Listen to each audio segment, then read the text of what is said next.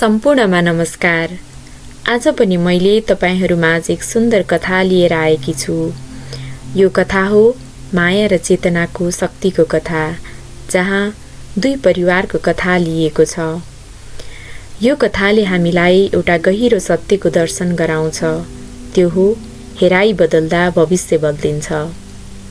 सँगसँगै आजको कथाले हामीलाई यो सन्देश दिएको छ कि बालबालिकालाई हुर्काउँदा माया मात्र होइन, उनीहरूलाई केन्द्रमा राखी उनीहरूको जीवनका गहिरा आवश्यकताहरूलाई ध्यान दिन सक्यौं भने उनीहरूको भविष्य कसरी उज्जवल हुन सक्छ।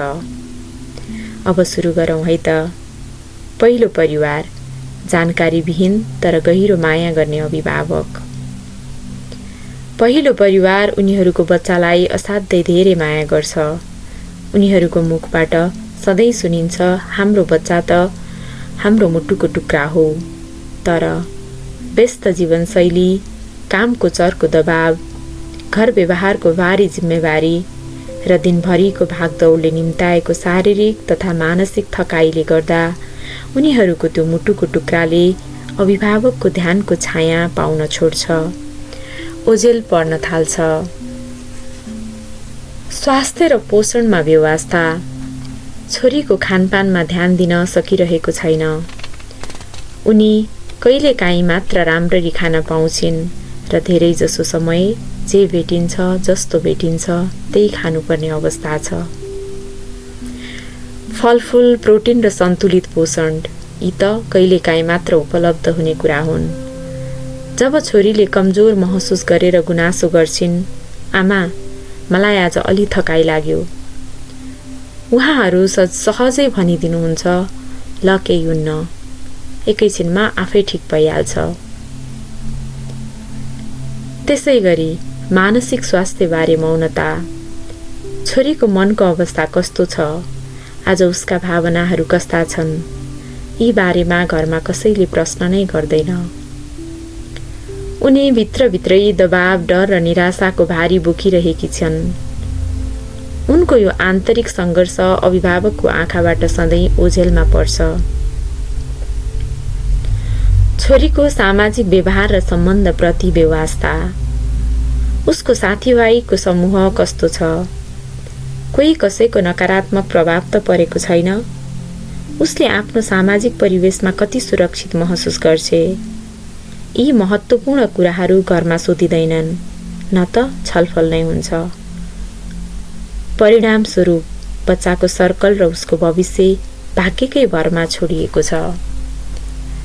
त्यसै गरी सिकाइ र पढाइमा अनदेखी। होमवर्क गर्न उसलाई कठिनाइ छ। क्लासमा सिकेको कुरा तुरुन्तै बिर्सिने बानी छ।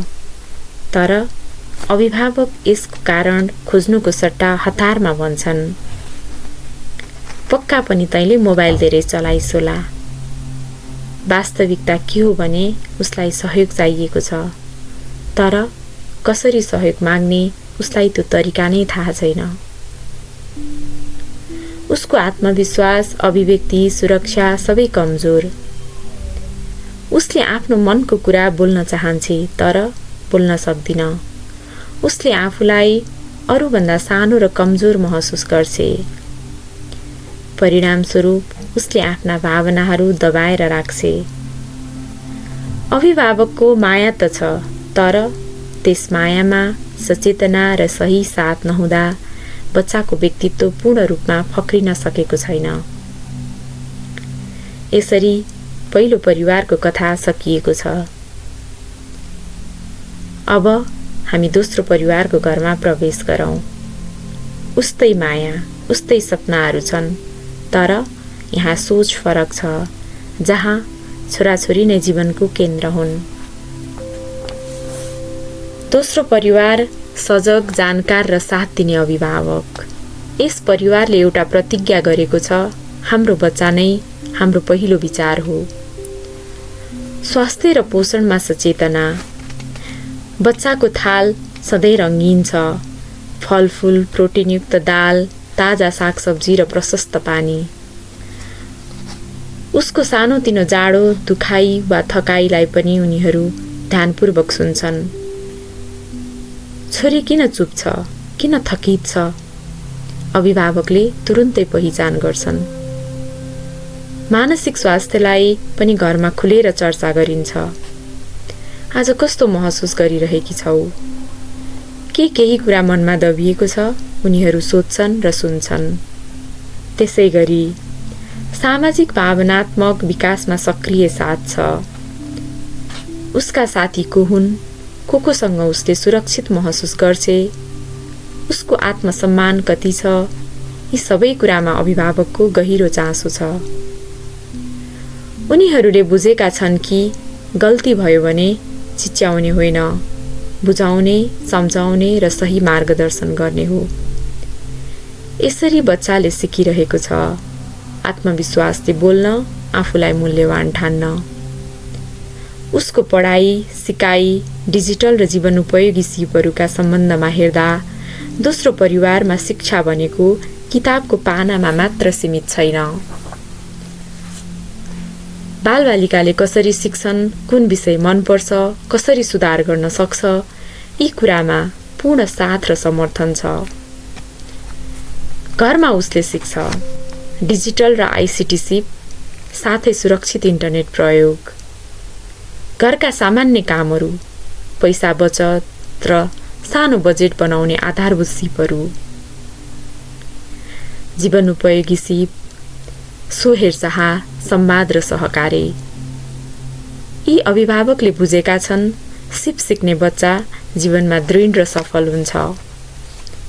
त्यसैगरी सुरक्षा, अधिकार र आवाज, यो बच्चालाई थाहा छ कुन कुरा गोप्य राख्नुपर्छ, अनलाइनमा कोसँग कुरा गर्न हुँदैन, के असुरक्षित व्यवहार हो, कसरी होइन भन्न सकिन्छ, कसलाई रिपोर्ट गर्ने। उसको आवाज परिवारमा सुनिन्छ, उसका विचारले महत्त्वपूर्ण निर्णयहरूमा भूमिका खेल्छ। त्यसैगरी सम्बन्ध, समर्थन र वातावरणका सम्बन्धमा बुझ्न आमा बुबा शिक्षकसँग नियमित सम्पर्कमा रहन्छन्। स्कुल र घरबीच उत्कृष्ट समन्वय छ। उसलाई सधैँ थाहा छ म एक्लो छैन, मेरो साथमा मेरो परिवार र गुरुहरू हुनुहुन्छ। दुवै परिवार, दुवै बच्चा, तर भविष्य फरक। दुवै परिवारले गहिरो माया गर्छन्, तर त्यो माया दिने तरिकामा फरक छ। एकमा माया मात्रै, अर्कोमा माया सँगसँगै सचेतना र सक्रिय उपस्थिति। परिणामस्वरूप पहिलो परिवारको बच्चा शान्त, दबिएको, अनिश्चित र डराउने स्वभावको हुन्छ। दोस्रो परिवारको बच्चा आत्मविश्वासी, खुसी, सुरक्षित र जीवनमा सक्षम हुन्छ। हामी बुझ्न सक्छौँ फरक पैसा होइन, फरक भौतिक सुविधा होइन, फरक त चेतना हो, सुन्ने क्षमता हो र सक्रिय उपस्थितिको उपज हो।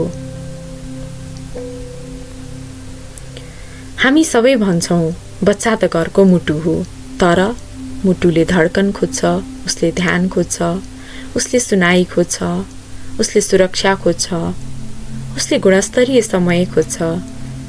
जब बच्चालाई जीवनको केन्द्रमा राखिन्छ, तब उनीहरू मात्र होइनन्, परिवार, समुदाय र समग्र समाज नै रूपान्तरित हुन्छन्। किनभने पोषणले शरीर परिवर्तन गर्छ, भावनात्मक समर्थनले आत्मा परिवर्तन गर्छ, सही सिपहरूले भविष्य परिवर्तन गर्छ र सुरक्षाले जीवन सुरक्षित बनाउँछ। त्यसैले हाम्रो हेराइ बदल्दा भोलिको भविष्य पनि बदलिन्छ र हामी सबै अभिभावकहरूसँग त्यो क्षमता छ। धन्यवाद।